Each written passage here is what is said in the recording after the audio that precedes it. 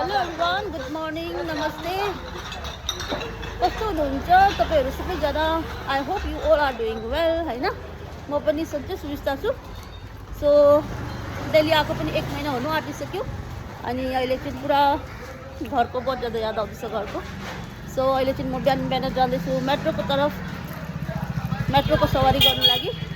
और यो म बसेको एरिया हो पहाडगञ्ज। अहिले सप्सहरू अलमोस्ट खुलिसक्यो, कुनै कुनै सप्सहरू मात्रै खुलेको छैन हो। अनि बिहान बिहान यसरी मेट्रोको तर्फ जाँदैछु, एक्सर्साइज पनि हुन्छ। वैसे मेट्रो अलिकति मतलब लाइक यु नो वक गरेर जानुपर्छ, बट अटो प्रिफर गर्दा नि हुन्छ हो। बट हामी अटो प्रिफर गर्दैनौँ किनकि बिहान बिहान वक गर्नु सेहतको लागि राम्रो हो होइन। और एक्सरसाइज का एक्सरसाइज भी हो जाएगा, वॉक का वॉक भी हो जाएगा, इसलिए लेकिन मेरी सांस फूल रही है। सो सी यू, मिलेछु तपाईहरुलाई नेक्स्ट भिडियोमा। See you soon, bye bye.